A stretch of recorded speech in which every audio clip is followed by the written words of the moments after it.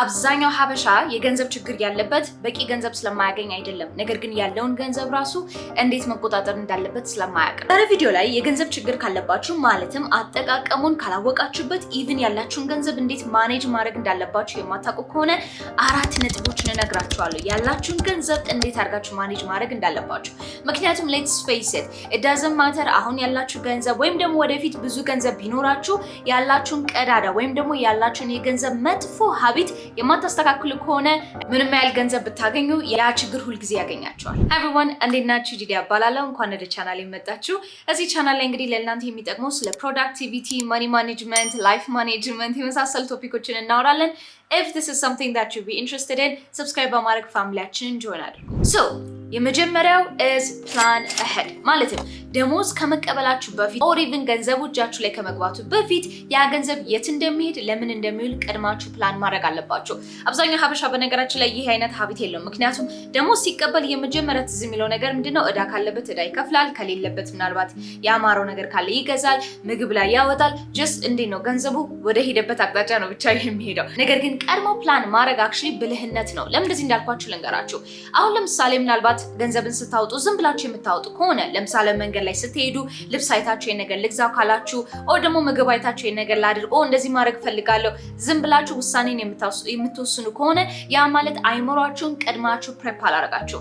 ስለዚህ ገንዘቡን ከመቀበላችሁ በፊት ግን ቀድማችሁ ፕላን ማድረግ ለአይምሯችሁ ፕላን ነው የምትሰጡት። ማለትም ኦኬ ሶ በዚህ ወር ላይ እንበልና 50 ሺህ ብር እቀበላለሁ። ስለዚህ ያ ማለት ይሄን ያህል ገንዘብ ለቤት ኪራይ፣ ይሄን ያህል ገንዘብ ለአስቤዛ፣ ይሄን ያህል ገንዘብ ለትራንስፖርት፣ ይሄን ያህል ገንዘብ እንደዚህ ቦታ ላይ ይሄዳል ብላችሁ ቀድማችሁ ፕላን ብታደርጉ then ገንዘቡ እጃችሁ ሲገባ ኢምፖልሲቭሊ ያንን ወጪ አታውጡ። ወይም ደግሞ ዝም ብላችሁ ከመሬት ተነስታችሁ ይሄን ነገር ላድርግ አትሉ። ምክንያቱም ቀድማችሁ ለአይምሯችሁ ከነገራችሁ then አይምሯችሁ ይረዳችኋል ምን ማድረግ እንዳለባችሁ። ስለዚህ the best trick ማድረግ ያለባችሁ በራሳችሁ አትተማመኑ። instead አይምሯችሁን ሪፕሮግራም ማድረግ አለባችሁ። so next time ላይ ደግሞ ስትቀበሉ imagine okay ያ ገንዘብ የት ነው መሄድ ያለበት እያንዳንዷ ብር ለብናትሆንም ቀድማችሁ ፕላን ማድረግ ነው። በቃ ሲምፕሊ ያንን ነገር ብታደርጉ then አይምሯችሁ ሪፕሮግራም ማድረግ ነው። then የዚህን ጊዜ እንዳልኳችሁ በራሳችሁ ላይ ሳይሆን በአይምሯችሁ ውሳኔ ትመራላችሁ ማለት ነው። በሁለተኛ ደረጃ ደግሞ የተለያየ አይነት ባንክ አካውንቶችን ተጠቀሙ።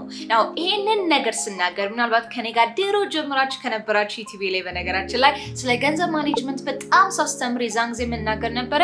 እኔ የተለያዩ ባንክ አካውንቶች አሉኝ and when I say that የሴቶች የቁጠባ የምናምን አይደለም like ባንክ ድርጅቶች አሉ አይደል?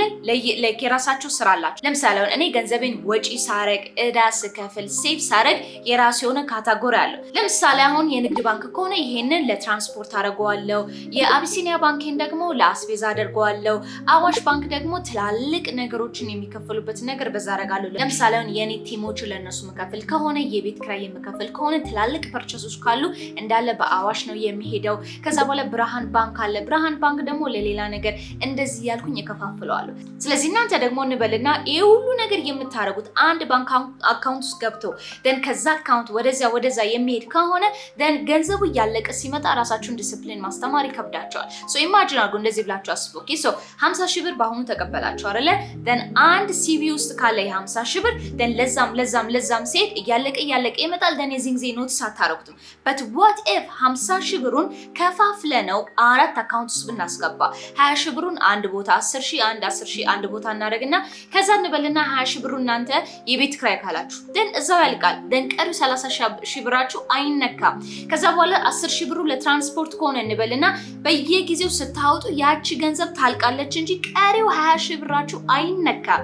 ለአስቤዛ ከተባለ ደግሞ again ቀሪው 10 ሺህ ብር በየጊዜው ስታወጡ ይቀንሳል እንጂ ያቺን 10 ሺህ ብር አትነኩትም። ስለዚህ ኢማጂን ሁሉን ገንዘብ በአንድ ጊዜ ሰጥቻችሁ ያንን ነገር እንደፈለጋችሁ አውጡ ከምላችሁ ተከፋፍሉ። ግን አንደኛውን ስታወጡ ይሄኛው እያለቀ ከመጣ እነዚህ ነገሮች እንደማይነኩ። ስለዚህ ያ ማለት እንበልና ትራንስፖርታችሁን ቀድማችሁ ወሩ ከማለቁ በፊት ከጨርሳችሁ እነዚህ አይነኩም።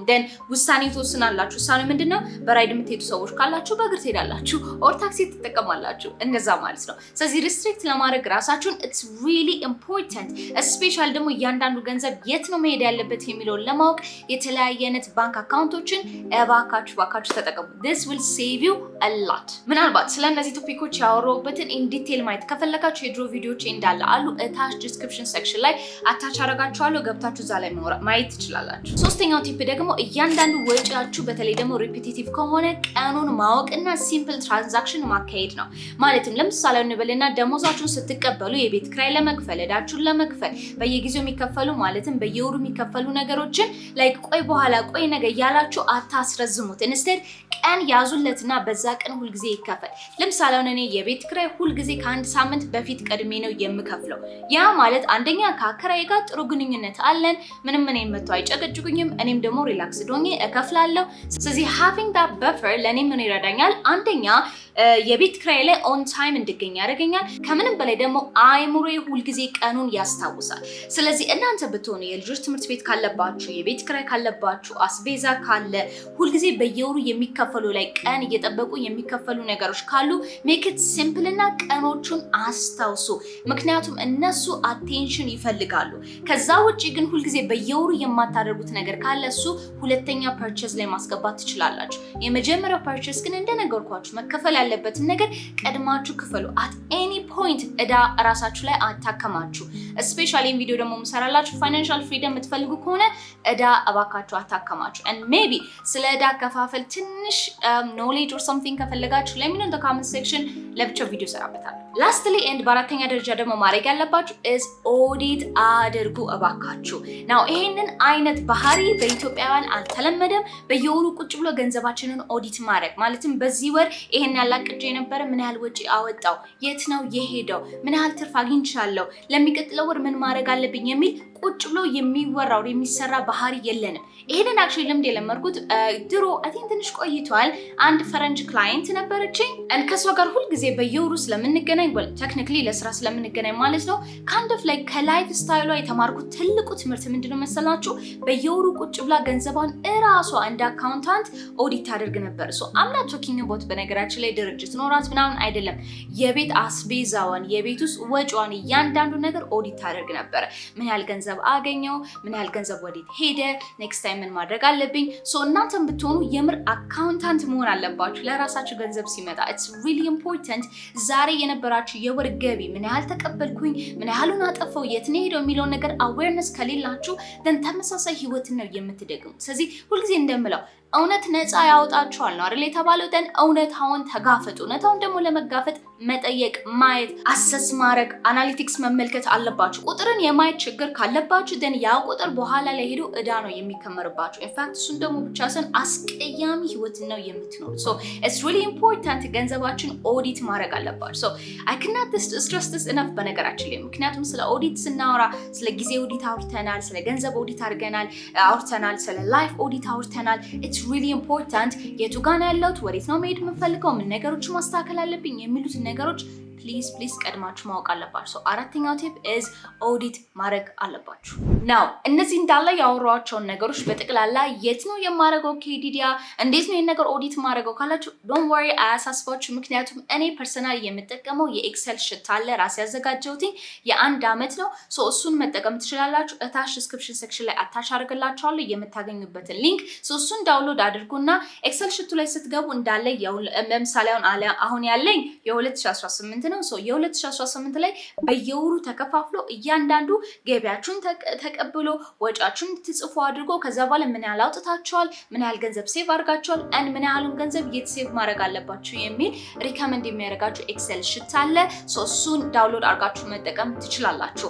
and again of course further assistance ከፈለጋችሁ ከኔ ጋር one on one coaching session መያዝ ትችላላችሁ። ከፈለጋችሁ የ3 ወር ከፈለጋችሁ የ1 ወር it's really up to you። ሶ ያንንም ማድረግ ትችላላችሁ። okay I'm at the end of the session ግን አንድ announcement አለኝ you guys በጃንዋሪ 3 actually በጣም ትልቅ የክሪስማስ ኢቨንት ሆስት እናደርጋለን me and the daily momentum community ማለት ነው። it's gonna be amazing so ሁላችሁም invited ተደርጋችኋል። so እባካችሁ እንዳትቀሩ። ቀኑ የሚሆነው ጃንዋሪ 3 ነው። the whole detail የት ነው፣ እንዴት ነው፣ ወዴት ነው፣ ከምንድን ነው all the WH question መመለስ ከፈለጋችሁ ቴሌግራም ቻናላችን ጆይን አድርጉ። እዛ ላይ ፉል ዲቴል ማግኘት ትችላላችሁ and ኢንተራክት ማድረግ ትችላላችሁ ከሌሎች ኮሚኒቲዎች ጋር። so I hope to see you እዛ and በአካል ስንገናኝ ብዙ ነገሮችን እናወራለን። but anyways አላንዛዛባችሁ። በሚቀጥለው ቪዲዮ በተለየ ሴሽን እንገናኛለን። መልካም ጊዜ